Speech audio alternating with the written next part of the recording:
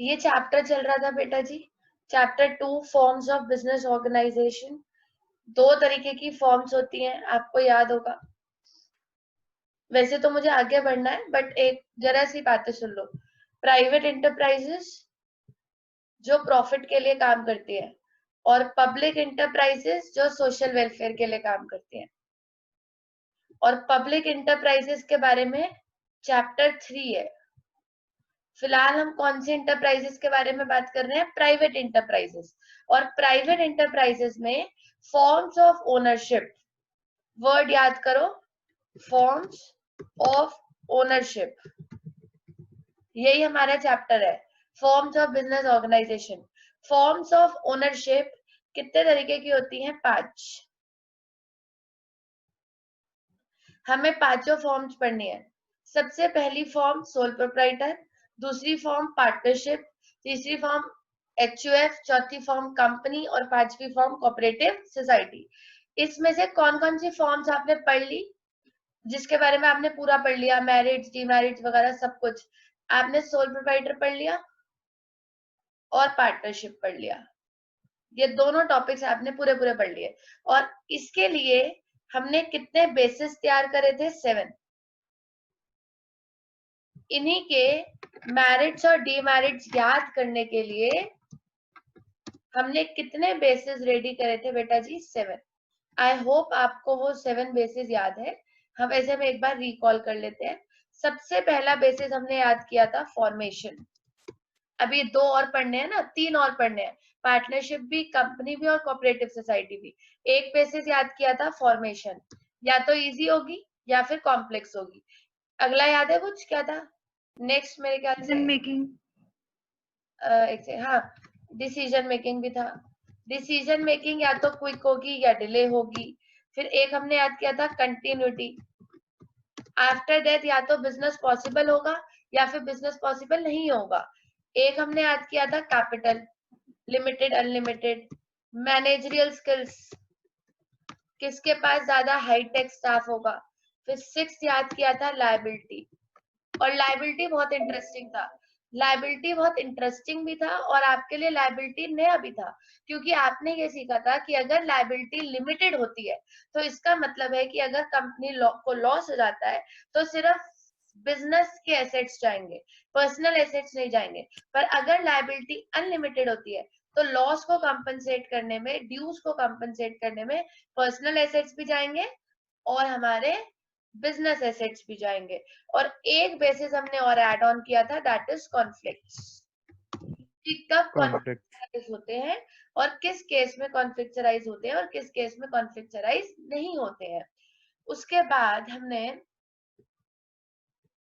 ठीक है जी, और हमने 2 टॉपिक्स पढ़ लिए थे। एक तो हमारा सोल प्रोप्राइटर और एक हमने पढ़ा था, एक सेकेंड, हाँ जी, एक हमने पढ़ा था सोल प्रोप्राइटर और एक हमने पढ़ा था पार्टनरशिप। ओपन करते हैं इसको। 6 बेसिस, ये तो याद है, ये तो स्क्रीन दिखाने की जरूरत नहीं है। मैं आपको सोल प्रोप्राइटर वाली स्क्रीन दिखाना चाहती हूँ कि सोल प्रोप्राइटर के मैरिट्स और डीमेरिट्स क्या थे। ये पार्टनरशिप के आ गए, पहले ये देख लेते हैं। पार्टनरशिप के मैरिट्स क्या थे? एक तो इजी फॉर्मेशन, क्योंकि रजिस्ट्रेशन ऑप्शनल होता है। बैलेंस डिसीजन मेकिंग, क्योंकि सारे पार्टनर्स का स्किल्स और एक्सपीरियंस यूज हो जाते हैं, रिस्क शेयर हो जाता है। डीमेरिट, कंटिन्यूटी पॉसिबल नहीं है, डिसीजन मेकिंग डिले है, लिमिटेड कैपिटल है, लिमिटेड मैनेजरल स्किल्स है, अनलिमिटेड लायबिलिटी है और कॉन्फ्लिक्ट अराइज होंगे। जो ब्राउन मार्कर से लिखा है उसका मतलब क्या बताया था कि ये पॉइंट बेसिस से कुछ एक्स्ट्रा है। ऐसे ही मैरिट्स और डीमेरिट्स बिल्कुल सेम हमने आपको याद कराए थे सोल प्रोप्राइटर के। ये रहे, एक तो इजी फॉर्मेशन है क्योंकि कोई रजिस्ट्रेशन नहीं चाहिए, क्विक डिसीजन मेकिंग है, कॉन्फ्लिक्ट अराइज नहीं होंगे, सेंस ऑफ अकम्प्लिशमेंट, क्या बताया था कि जो भी है बेटा जी आपका है, तो आपको हमेशा सेल्फ सेटिस्फैक्शन रहेगा कि सक्सेस के पीछे भी मैं ही जिम्मेदार हूँ और फेलियर के पीछे भी मैं ही जिम्मेदार हूँ। डीमेरिट्स, एक तो कंटिन्यूटी पॉसिबल नहीं है, limited capital, limited managerial skills, ये तो सब में ही है, अनलिमिटेड लायबिलिटी, इसकी भी अनलिमिटेड लायबिलिटी है और पार्टनरशिप की अनलिमिटेड लायबिलिटी है, दोनों की अनलिमिटेड है। इसमें भी लिमिटेड कैपिटल है, पार्टनरशिप में भी लिमिटेड कैपिटल है। इसमें भी लिमिटेड मैनेजरियल स्किल्स है, पार्टनरशिप में भी लिमिटेड मैनेजरियल स्किल्स है, इसमें भी कंटिन्यूटी पॉसिबल नहीं है, उसमें भी कंटिन्यूटी पॉसिबल नहीं है, तो डीमेरिट तो सारे ही सेम है। एक ही बार लैंग्वेज याद कर लेना, दोनों में चल जाएगी। मैरिट्स इजी फॉर्मेशन, दोनों में सेम है, लेकिन इसमें डिसीजन मेकिंग क्विक है, उसमें डिले है, इसमें कॉन्फ्लिक्ट अराइज नहीं होते, उसमें कॉन्फ्लिक्ट अराइज होते हैं। ठीक है जी, तो ये हमारे दो टॉपिक्स थे पिछली क्लास के, विच वर सोल प्रोप्राइटर एंड पार्टनरशिप। आज हम आगे बढ़ेंगे और हमारा नेक्स्ट टॉपिक आएगा इन 5 में से। सोल प्रोप्राइटरशिप तो हो गया, पार्टनरशिप भी हो गया। आज हम नेक्स्ट टॉपिक उठाते हैं, पहले joint Hindu undivided family business. लिखिएगा merits and demerits of merits and demerits of question number 6.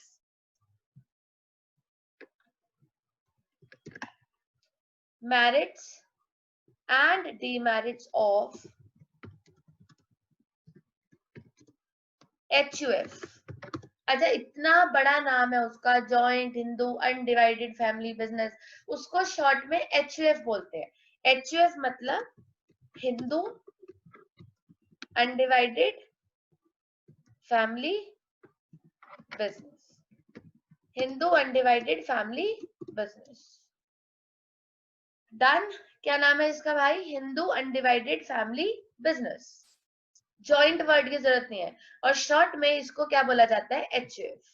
इस तरफ आएंगे इसके मैरिट्स और इस तरफ आएंगे इसके डीमेरिट्स, और बेसिस तो आपको याद ही है। ठीक है जी, इस तरफ मैरिट्स हो गए, इस तरफ डीमेरिट्स हो गए, और बेसिस आपको याद है। टोटल कितने बेसिस होते हैं बेटा जी? 7। अब आप पहले सोच समझ के मुझे HUF के बारे में वो तीन बातें मैंने आपको HUF के बारे में बताई थी। बता सकते हो क्या क्या बताया था मैंने आपको HUF? Hindu law registration, exactly. One complete family. You must have ancestral property. Ancestral property. और Family वो Family सबसे का ओनर वही होगा जो करता सबसे होता है। ज्यादा बड़ा होगा। हाँ, उसे Family करता under बोलते हैं। Decision making. एक तो हिंदू लॉ में रजिस्टर्ड होना पड़ेगा, पर वही वाली बात है इसमें भी कि हिंदू लॉ में रजिस्टर्ड होना क्या है? ऑप्शनल। जैसे कंपनीज में होता है, बिल्कुल सेम इसमें होता है कि हिंदू लॉ में रजिस्टर्ड होना ऑप्शनल है। दूसरा मैंने आपको पढ़ाया था, very good, you must have ancestral property. Very good, यही पढ़ाया था कि आपके पास एंसेस्ट्रल प्रॉपर्टी होना बहुत जरूरी है, पूर्वजों की जमीन होना बहुत जरूरी है। जमीन मतलब पूर्वजों की जगह पे HUF होगा, अब वो जोन सी भी जगह हो, तो पूर्वजों की जगह पे ही HUF बिजनेस स्टार्ट होता है। हिंदू लॉ में रजिस्टर्ड होना बहुत जरूरी होता है, एक पर्टिकुलर फैमिली होती है, और सबसे मेन बात जिसका मुझे यहाँ पे यूज है वो ये है कि जो फैमिली का हेड होता है उसे क्या बोला जाता है? कर्ता, है ना? और सारे डिसीजंस कौन लेता है बेटा जी? करता। एग्जैक्टली, सारे डिसीजंस कौन लेता है? कर्ता। एक चीज और बताना चाहूंगी आपको कि जो फैमिली का हेड होता है, देखो वो तो कर्ता हो गया, जो फैमिली का हेड होता है वो कर्ता हो गया, तो बाकियों का क्या? बाकी जो अदर मेंबर्स होते हैं, जो अदर मेंबर्स होते हैं उनको बोलते हैं को पार्टनर्स। को पार्टनर्स, ठीक है जी। तो जो भी अदर मेंबर्स होते हैं उनको बोला जाता है को पार्टनर्स। अभी इसको विजिबल करते हैं। को पार्टनर्स का मतलब है, जैसे फॉर एग्जांपल किसी फैमिली में 8-10 लोग हैं और 8-10 लोग मिलके बिजनेस कर रहे हैं, तो जो भी फैमिली का हेड होगा बेटा जी वो तो करता हो गया। अब जो बाकी रह गए उनका क्या? तो जो बाकी रह जाते हैं उनको हम बोलते हैं को पार्टनर्स। हम आपको इसके बारे में भी और भी बहुत कुछ बताएंगे, लेकिन अभी फिलहाल उनको क्या बोला जाता है? को पार्टनर।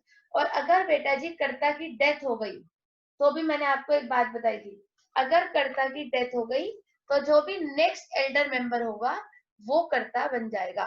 जैसे फॉर एग्जाम्पल 2 भाई हैं, जैसे दादाजी हैं, अगर दादाजी की डेथ हो जाती है तो जो भी बड़ा बेटा है वो अगला पार्टनर बनेगा, को पार्ट अगला कर्ता बनेगा। इसकी स्पेलिंग है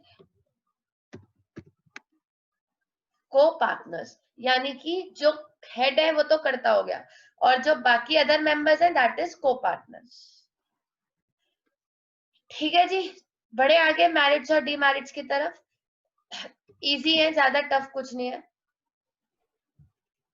सबसे पहला बेसिस आएगा, अच्छा क्या क्या सीख लिया हमने एचयूएफ के बारे में? एक तो हिंदू लॉ, एंसेस्ट्रल प्रॉपर्टी, एक ही फैमिली का हेड करता और जो अदर मेंबर्स है वो को पार्टनर्स। ठीक है जी, आ जाओ।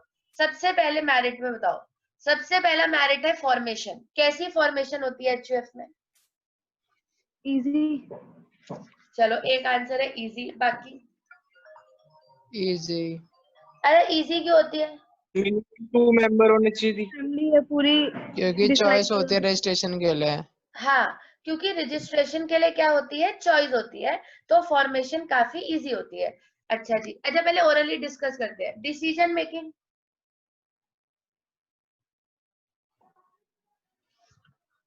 बोलो बोलो। Decision making fast, fast. पहले मैरिट डाल देती हूँ। सबसे पहला मैरिट क्विक डिसीजन मेकिंग। जैसा कि आपने कहा, इसका सबसे पहला फायदा है एचयूएफ में क्विक सॉरी इजी फॉर्मेशन। अच्छा जी, अब मैं आपसे पूछ रही थी कि इजी फॉर्मेशन क्यों होती है? इजी फॉर्मेशन इसलिए होती है क्योंकि minimum 2 members are required, 2 members and ancestral property is required. ठीक है बेटा जी, no need of any agreement. Partnership में तो फिर भी एग्रीमेंट करना पड़ता है, इसमें no need of any agreement और लीगल फॉर्मेलिटीज। कोई एग्रीमेंट की जरूरत नहीं है, कोई लीगल फॉर्मेलिटीज की जरूरत नहीं है, सब एक ही तो फैमिली के हैं, क्या लड़ाई झगड़ा। तो इस वजह से, क्योंकि इस वजह से इसमें फॉर्मेशन इजी होती है। कोई भी 2 मेंबर एंसेस्टर प्रॉपर्टी के साथ एचयूएफ शुरू कर सकते हैं, कोई एग्रीमेंट नहीं करना, कोई लीगल फॉर्मेलिटी नहीं है, इसलिए इसकी फॉर्मेशन इजी होती है। चलिए बेटा जी, नेक्स्ट आंसर डिसीजन मेकिंग। आप लोगों को बोलना है। क्विक, क्विक, क्विक क्यों? क्विक तो आप सब सही बोल फैमिली रहे हो। मेंबर। क्योंकि फैमिली का हेड करता होता करता पे है। दीदी सारे होते हैं। एग्जैक्टली, क्योंकि सारे डिसीजंस कौन लेता है? करता है ना। तो सबसे पहली बात, there is always quick decision making. क्यों? उसका आंसर देती हूँ आपको। क्विक डिसीजन मेकिंग होती है। क्यों होती है quick decision making? Because all decisions, जितने भी डिसीजंस है बेटा जी, all decisions will be taken by Karta and there will be, अब आएगी सबसे अच्छी बात, there will be no control of any copartner. कोई कुछ नहीं बोलेगा, सब सुनेंगे, और सारे डिसीजन सिर्फ कौन लेगा? करता। तो अगर सारे डिसीजन करता नहीं लेने हैं तो फिर तो डिसीजन मेकिंग क्विक ही होगी, जब उसी को लेने हैं, और वो किसी से पूछेगा भी नहीं और उसको किसी से पूछने की जरूरत भी नहीं है, क्योंकि हिंदू लॉ के अंदर यही लिखा गया है कि जो भी करता होगा वही सारे डिसीजंस को लेगा और उसे किसी से कुछ भी पूछने की जरूरत नहीं है। तो इसलिए डिसीजन मेकिंग क्विक है। चलो नेक्स्ट, कॉन्टिन्यूटी। सोच के कंटिन्यू रहेगी। कंटिन्यू रहेगा बिजनेस, कैसे? दी कर्ता के बाद जो क्योंकि छोटा शुरुआत बेटा होगा उसको मिल जाएगा फिर। हाँ, अगला करता कौन होगा? जो छोटा बेटा या एल्डर मेंबर, हाँ, जिसकी जो एज उससे छोटी होगी। हाँ, जिसकी एज उससे छोटी होगी। एग्जैक्टली। तो तीसरा मैरिट आपके हिसाब से कंटिन्यूटी क्या है? पॉसिबल। कंटिन्यूटी पॉसिबल है। क्यों पॉसिबल है? डेथ ऑफ कर्ता will not affect business operations. कर्ता की जो डेथ है वो बिजनेस ऑपरेशंस को बिल्कुल भी अफेक्ट नहीं करेगी, full stop. Next Elder member will become कर्ता। अगला एल्डर मेंबर कर्ता बन जाएगा। ठीक है जी, तो कर्ता की जो डेथ है वो बिजनेस को किसी भी तरीके से अफेक्ट नहीं करेगी, कंटिन्यूटी पूरी तरीके से पॉसिबल है। शाबाश, वेरी गुड, आगे बढ़ो। Fourth, capital. सोच के जल्दी से। Limited, limited. हाँ जी, और बाकी सबके आंसर्स लिमिटेड ही हैं। Delimited. लिमिटेड, यानी कैपिटल कैसी होती है? लिमिटेड। एग्जैक्टली। तो सबसे पहला डीमेरिट हमें मिला है, that is limited capital. Limited capital means HUF has limited resources because, जैसा कि आप जानते हैं, it is restricted to only one family. ऐसा बोल देते हैं ना कि 4-5 फैमिलियां मिल के कर लो तो शायद कैपिटल थोड़ी ज्यादा हो जाती, because it is restricted to only one family.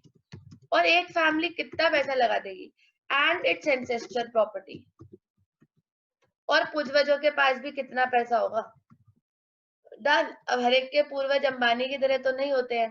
तो limited capital, HUF has limited resources because it is restricted to only one family and its ancestor property, which reduces its scope of expansion. तो इन लोगों के पास ज्यादा पैसा नहीं होता है, full stop. चलो अब बात करो मैनेजरियल स्किल्स की। ये बढ़िया है, आप बेसिस याद कर लो, सारे मेरिट डिमेरिट अपने आप याद हो जाएंगे। लिमिटेड। लिमिटेड। Delimited. ये तो मैंने आपको पहले ही कहा था कि जिसकी कैपिटल लिमिटेड होती है उसकी मैनेजरियल स्किल्स भी लिमिटेड ही होती है, क्योंकि जब पैसा नहीं है तो ज्यादा हाई प्रोफेशनल स्टाफ बंदा कैसे हायर करेगा? खुद सोचो, जब कैपिटल ही लिमिटेड है। Limited managerial skills. और वैसे भी सारा बिजनेस कौन चला रहा है? कर्ता। आपको लगता है कि कर्ता इतना होशियार होगा कि सारा कुछ कर लेगा? All the functions are performed by karta, है ना? तो all the functions are performed by karta. So he may not be expert in all the activities. All functions are कुंडे तो नहीं लगी, or performed by karta, comma, and he is not expert in all functions, all activities. और क्योंकि resources कम है, he cannot hire professionals. Professionals को वो hire नहीं कर सकता, प्रोफेशनल्स को वो हायर नहीं कर सकता, और खुद सब कुछ आता नहीं होगा। तो अल्टीमेटली लिमिटेड मैनेजरियल स्किल्स होती है, ज्यादा ऐसा कोई होशियार बंदा नहीं है जो इसको चला रहा है। लास्ट के दो बेटा जी, लायबिलिटी और कॉन्फ्लिक्ट। सोच समझ के टाइम ले लो अपना। लायबिलिटी दी कार्टक की अनलिमिटेड लायबिलिटी और बाकी की सबकी Unlimited. लिमिटेड। अच्छा, आपको क्या लगता है कि कर्ता की अनलिमिटेड होनी चाहिए? सोचो, हम वेट कर रहे हैं। हाँ। दी नहीं. दी नहीं। हाँ। No the no. देखो एक बात सुनो, सारे डिसीजंस किसने लिए? करता। कर्ता ने. करता। अच्छा, अपना करता हुक्म है। कौन चला रहा था? करता। प्रैक्टिकली करता. सोचो, अपना हुक्म कौन चला रहा था? करता। हम तो कुछ बेचारे बोल ही नहीं पा रहे थे। तो अगर हम कुछ बोल ही नहीं पा रहे थे तो हमारी लायबिलिटी क्यों अनलिमिटेड हो? एक बात सोचने की है। और मैं क्यों अपने पर्सनल एसेट्स दूं? मैंने तो कोई डिसीजन भी नहीं लिया। तो अगर करता ही सारा कुछ कर रहा है तो इसमें आपको लायबिलिटी में बेटा जी बेनिफिट है, एक के साथ एक फ्री। आपको दो चीजें मिलेंगी, मैरिट भी और डीमेरिट भी। हमारा डीमेरिट क्या बनेगा? Unlimited liability. Unlimited liability. Unlimited liability किसकी है? कर्ता की। सिर्फ कर्ता की लायबिलिटी अनलिमिटेड है। In case of dues not paid, only Karta's personal assets as well as business assets will be occupied. सिर्फ कर्ता के बिजनेस एसेट्स और पर्सनल एसेट्स जाएंगे अगर ड्यूज पे नहीं करे, और एक के साथ फ्री इसलिए कि बाकी सबकी लिमिटेड है। लिमिटेड लायबिलिटी आप लैंग्वेज अब बना सकते हो, वैसे फेयर नोट्स भी दूंगी। लिमिटेड लायबिलिटी ऑफ को पार्टनर्स की लायबिलिटी को लिमिटेड रखा गया है। उनको मत परेशान करो, उन बेचारों ने तो कोई डिसीजन भी नहीं लिया, वो क्यों भुगते? जिसने सारे डिसीजन लिए वो अपने आप भुगत ले भाई। तो इसलिए आपको लायबिलिटी में इस टॉपिक में दो फायदे हो जाएंगे, एक मेरिट भी बन जाएगा और एक डीमेरिट भी बन जाएगा। तो इसलिए याद रखिएगा कि अनलिमिटेड लायबिलिटी है कर्ता की और बाकी सबकी है लिमिटेड। ठीक है बेटा जी, दोनों पॉइंट्स मिल गए। और एक लास्ट बेसिस के बाद ओवर करेंगे, दैट इज कॉन्फ्लिक्ट्स। फटाफट से बताना, फिर हम दी ओवर बट करेंगे। करता और को पार्टनर्स की जो वो प्राइवेट एसेट्स है वो अलग कैसे होंगे? है तो सारे फैमिली है ना एक। ना बच्चे, सब फैमिली है, लेकिन फैमिली में सबका हिस्सा होता है। आप समझ रहे हो, एक फैमिली है, उसका बिजनेस है, और उसके बिजनेस में सबका हिस्सा होता है। हाँ, बिजनेस एसेट्स चाहे सेम होंगे, लेकिन पर्सनल एसेट्स सबके अलग अलग होंगे।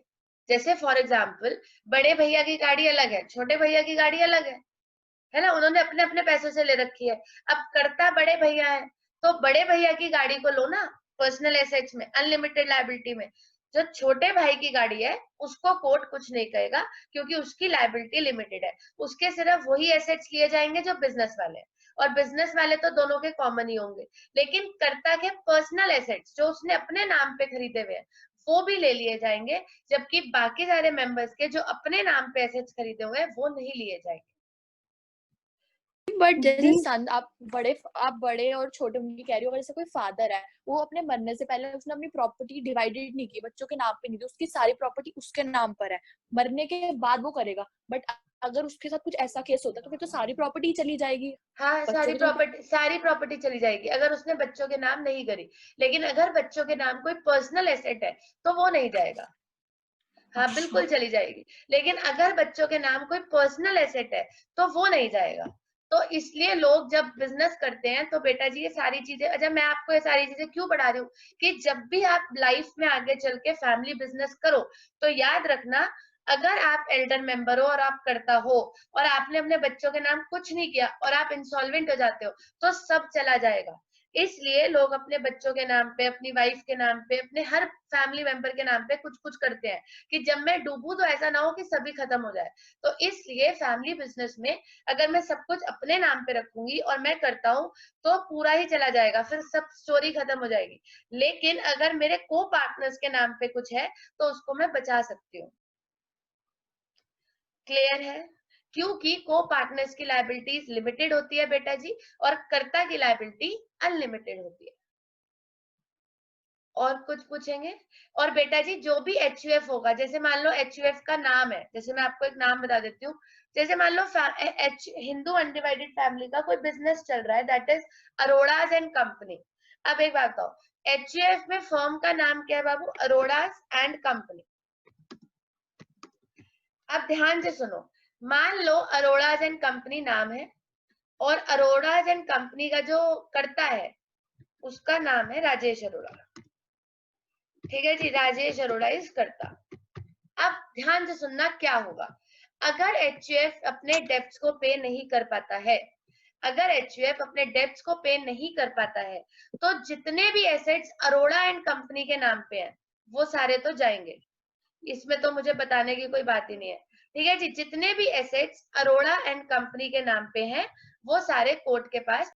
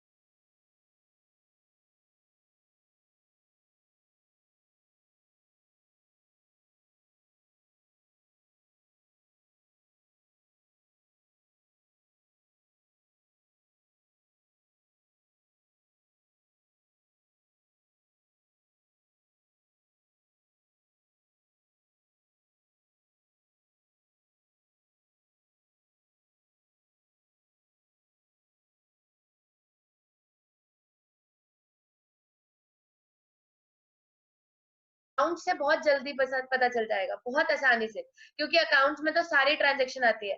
बार बार आपके बिजनेस से कुछ ना कुछ खरीद रहे हो आप, वैसे आप कह रहे हो मैं अपने डेब्ट्स नहीं पे कर पा रहा हूँ, तो मुझे जरा सा भी हिंट हो गया कि आप फ्रॉड करने की कोशिश कर रहे थे, जानबूझ के इंसॉल्वेंट हुए आप, जानबूझ के आपने लोगों का पैसा खाया और अपनी फैमिली के नाम पे एसेट्स ट्रांसफर कर दिए, तो उस केस में कोर्ट कुछ भी ऑर्डर दे सकता है, ये याद रखिएगा।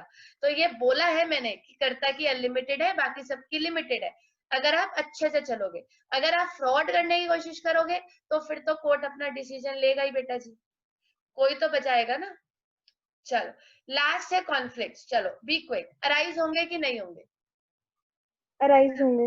होंगे, चलिए। होंगे नहीं होंगे। नहीं होंगे? नहीं होंगे। फैमिली बिजनेसेस भी में नहीं लड़ाई होंगे। आपने नहीं नहीं होंगे। नहीं होंगे। आपने नहीं Okay. देखी, आपने फैमिली बिजनेसेस में लड़ाई होते हुए नहीं देखी? नहीं होती। अगर बेटा जी फैमिली बिजनेस में होती लड़ाई ना है। होती ना, अगर फैमिली बिजनेसेस में लड़ाई ना हो रही होती ना, तो बंटवारे ही ना होते। फैमिली बिजनेसेस में सबसे ज्यादा कॉन्फ्लिक्ट होते हैं, और कॉन्फ्लिक्ट्स का कारण भी बताती हूँ मैं आपको, सबसे बड़ा बड़ा बड़ा कारण। आप कोई तुक्का लगा सकते हो तो लगाओ, मैं तब तक लिख लेती हूँ। कॉन्फ्लिक्ट्स अराइज होंगे, सबसे बड़ा कारण, conflicts will arise because of dominance of कर्ता। इस चीज की लड़ाई होती है बस, और कुछ नहीं। क्योंकि एचयूएफ में क्या है बेटा जी, आपको सिर्फ कर्ता की सुननी है, और सुन तो हम किसी की सकते ही नहीं है।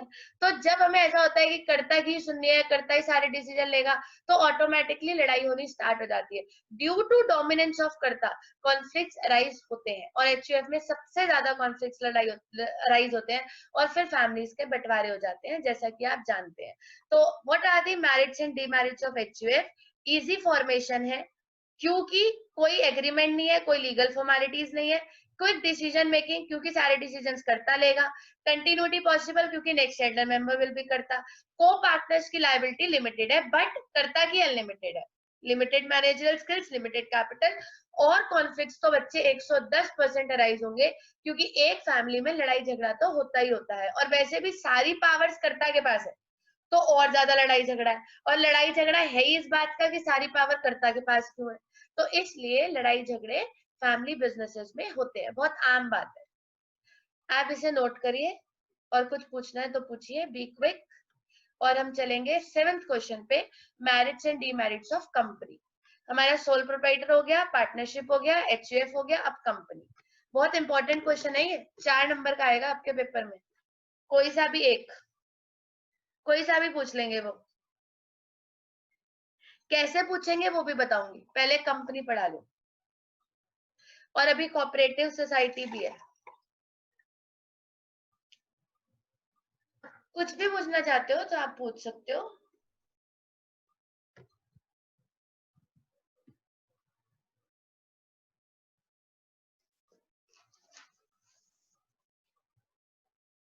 दी हाँ जी, दी जैसे अगर कर्ता के नाम पे पूरा घर ही है तो पूरा घर भी ले लिया जाएगा ना? हाँ जी बच्चे, पूरा घर ले लिया जाएगा। कर्ता के नाम पे जो है सब ले लेंगे, ठीक। और जो एचयूएफ के नाम पे है वो भी ले लेंगे। ओके।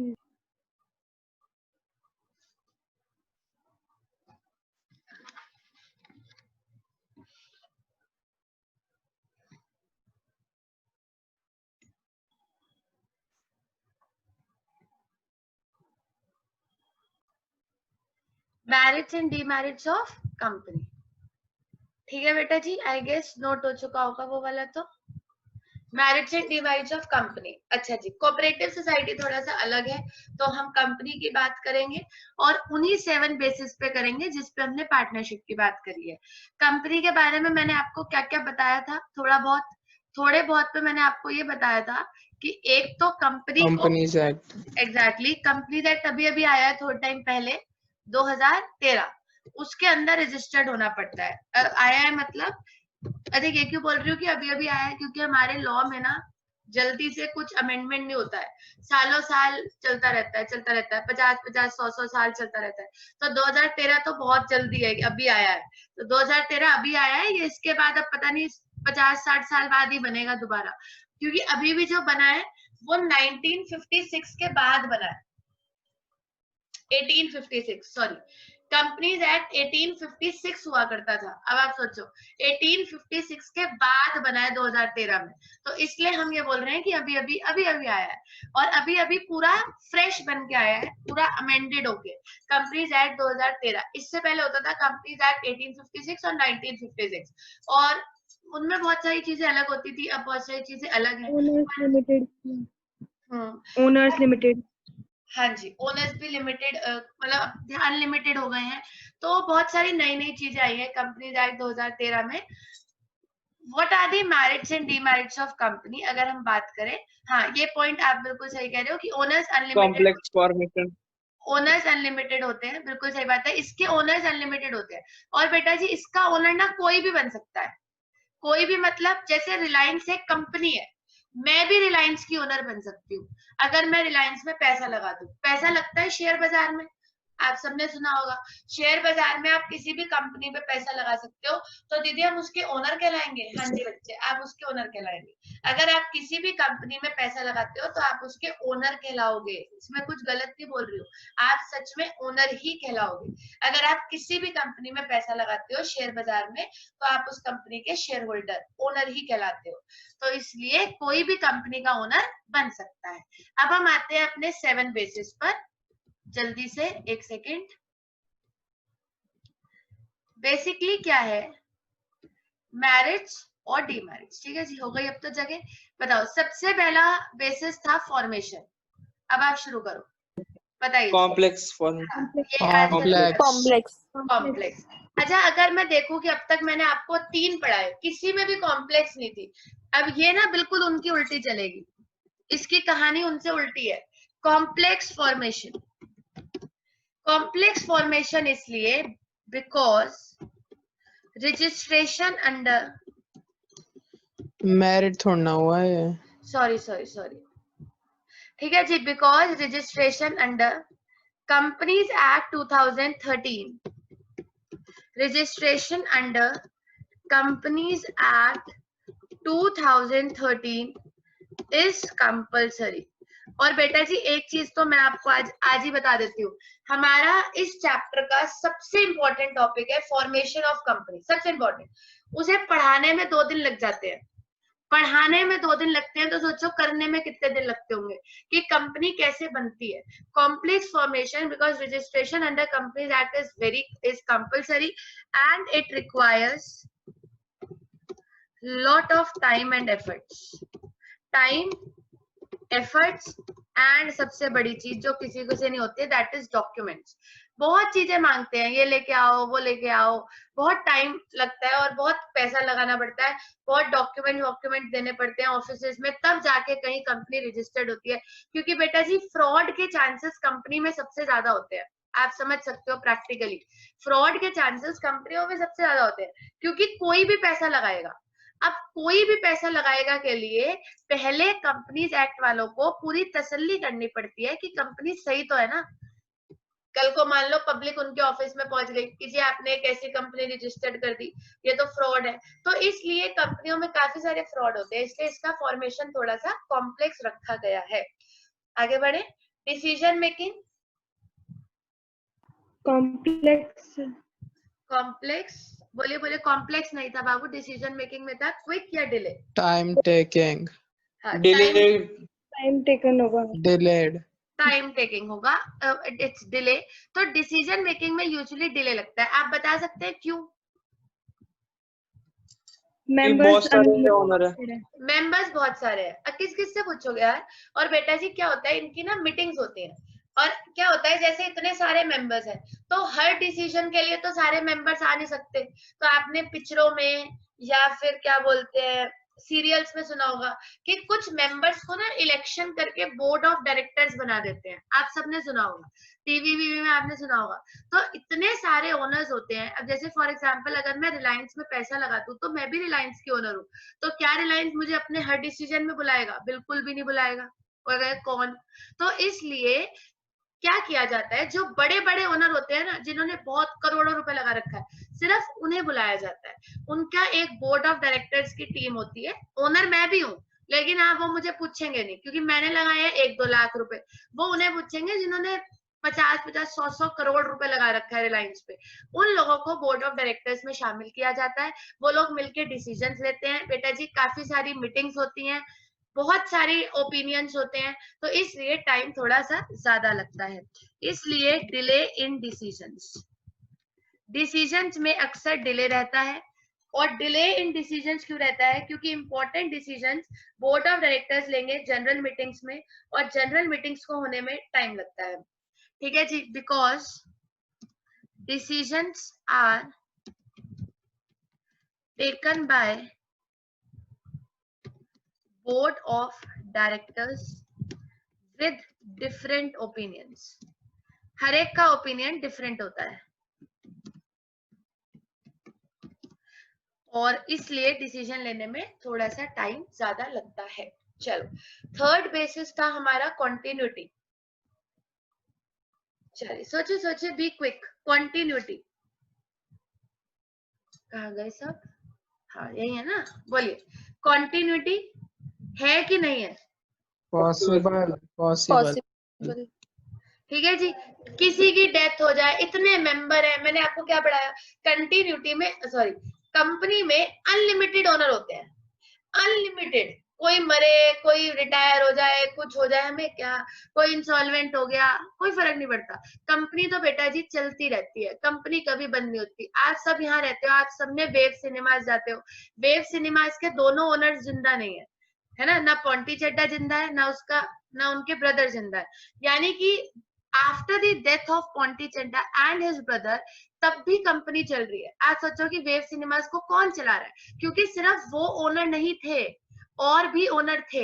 हाँ, उनका पैसा सबसे ज्यादा था तो लोग उन्हें जानते थे। अब जैसे रिलायंस है तो सबको यही पता है कि मुकेश अंबानी ओनर है, लेकिन वो कोई अकेला ओनर थोड़ी है, और भी बहुत सारे ओनर हैं। मुकेश अंबानी भी एक पर्सन है जिसके पैसे सबसे ज्यादा हैं, इसलिए सब उसको एज अ सीईओ जानते हैं। तो इसलिए कल को ऐसा भी हो सकता है कि मुकेश अंबानी अपने सारे शेयर आपको बेच दे, आप ओनर बन जाओ, ऐसा भी हो सकता है। तो इसलिए जिसका पैसा सबसे ज्यादा होता है वो एज अ सीईओ रिकॉग्नाइज होता है, लेकिन बाकी ओनर तो सभी होते हैं। तो कंपनी को किसी से कोई फर्क नहीं पड़ता, कंटिन्यूटी पॉसिबल। और मैंने आपको पहले भी बेटा जी कंटिन्यूटी का एक वर्ड सिखाया था, दैट इज परपेचुअल एग्जिस्टेंस। पहले भी सिखाया था, मैंने आपको कहा था कि थोड़े से अच्छे अच्छे वर्ड्स याद होने चाहिए। तो कंटिन्यूटी पॉसिबल है, मतलब परपेचुअल एग्जिस्ट करेगी company. Perpetual existence is possible, it is not affected by change of owner और मैनेजमेंट। कुछ भी आए जाए कुछ फर्क नहीं पड़ता। Death, insolvency of any owner does not affect its existence. कुछ भी बेटा जी इसको इफेक्ट नहीं करता, ये तो चलती रहेगी सालों साल, जब तक दुनिया है बस कंपनी चलती रहेगी।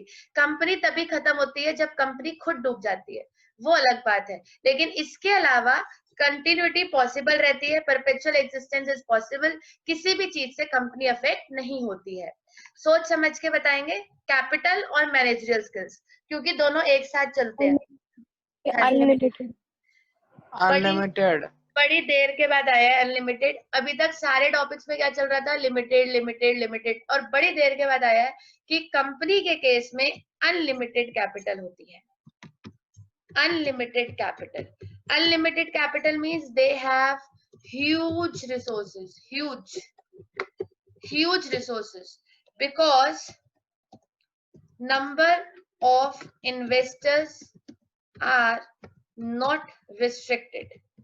क्योंकि कोई भी नंबर ऑफ इन्वेस्टर्स रिस्ट्रिक्टेड नहीं है, अनलिमिटेड लोग हो सकते हैं, तो इसलिए इनके पास बहुत पैसा होता है, बहुत बहुत बहुत पैसा। और इसीलिए क्योंकि बहुत पैसा होता है तो इनके पास अनलिमिटेड मैनेजरियल स्किल्स होते हैं। अनलिमिटेड मैनेजरियल स्किल्स मतलब इतना फंड है भाई, क्या करेंगे? They use to hire professionals for every activity. Lawyer तो इनका खुद का होता है, इनका खुद का लॉयर, इनका खुद का लॉयर समझते हो, जो इनके ऑफिस में बैठेगा और सिर्फ इन्हीं के केसेस देखेगा, क्योंकि इतना काम है भाई। सोचो, अंबानी का अपना लॉयर है और वो सिर्फ अंबानी का ही काम देखता है, अपना बैंकर है, अपना सीए है, सब अपना है, क्योंकि भाई पैसा है, इतनी कैपिटल है, तो संभालने के लिए प्रोफेशनल स्टाफ चाहिए, तो इसलिए अनलिमिटेड मैनेजरल स्किल्स होती हैं। और एक लास्ट पॉइंट है कॉन्फ्लिक्ट्स, बी क्विक, जल्दी। अराइज। अराइज, बोलिए बोलिए, लास्ट है, फटाफट बोलो फिर एंड करेंगे, बोलिए। कॉन्फ्लिक्ट्स अराइज होंगे कि नहीं होंगे बेटा जी? अराइज होंगे जी, क्यों होंगे? बहुत सारे मेंबर है। बहुत सारे मेंबर्स होंगे।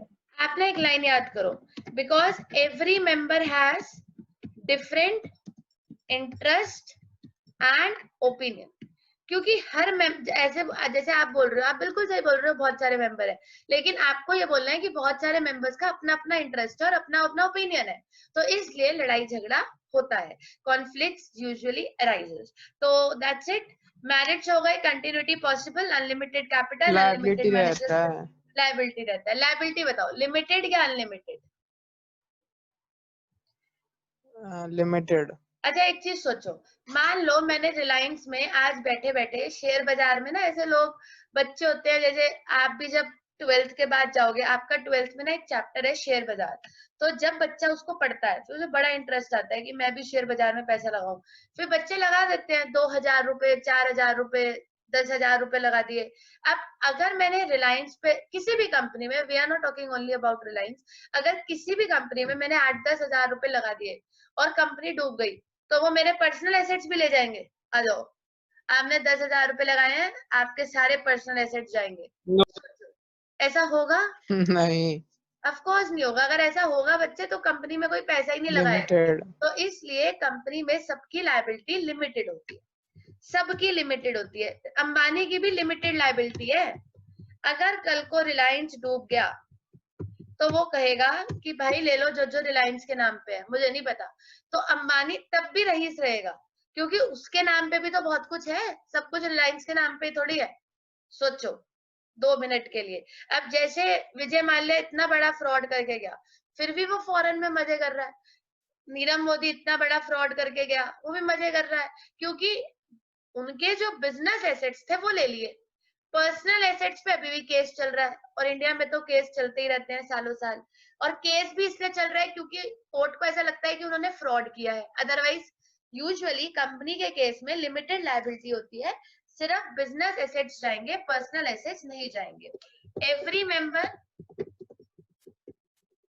Is liable for debt only to their share of investment, मतलब जितना मैंने इन्वेस्ट किया है उतना ही के लिए ही मैं लायबल हूं, उससे ज्यादा लायबिलिटी मेरी नहीं है। हाँ जी, अब आप कुछ भी पूछना चाहते हो तो पूछो। हमने आपको 4 टॉपिक्स पढ़ा दिए, sole proprietor, partnership, HUF, company, और चारों इतने इजी हैं क्योंकि बेसिस हमने पहले ही पढ़ा दिए, तो बेसिस से हमें फटाफट से मैरिट्स और डीमेरिट्स याद हो रहे हैं। अब आप बुक खोलोगे तो इतने मैरिट्स डीमेरिट्स मिलेंगे, हमें इतने सारे नहीं पढ़ने, हमें टीचर क्वेश्चन पूछेगा 2 या 3 नंबर का, तो हमारे लिए इतना इनफ है। फिर भी अगर हमें और एक्स्ट्रा पॉइंट याद करने हो तो आप बुक में से, नोट्स में से कर सकते हो, इतने बहुत है, बाकी आपकी मर्जी है, और याद करना चाहते हो और भी कर सकते हो।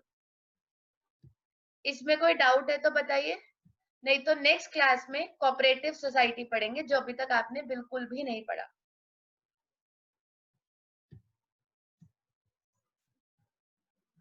नोट कर लीजिएगा, नहीं जो है। नोट कर रहे हैं, नहीं, जो लोग नोट कर रहे हैं बेटा जी नोट कर लीजिए, क्वेरीज है पूछ लीजिए, नहीं है तो आप लीव कर सकते हो।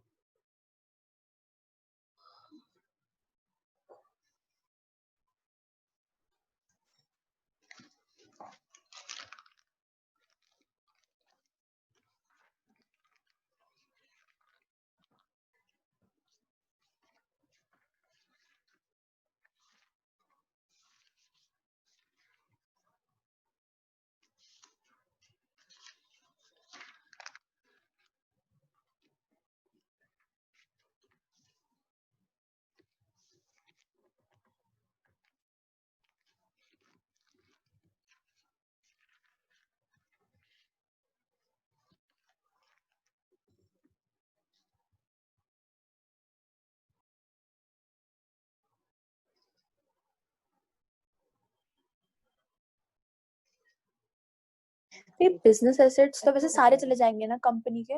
हाँ जी बच्चे, बिजनेस एसेट सारे चल जाएंगे।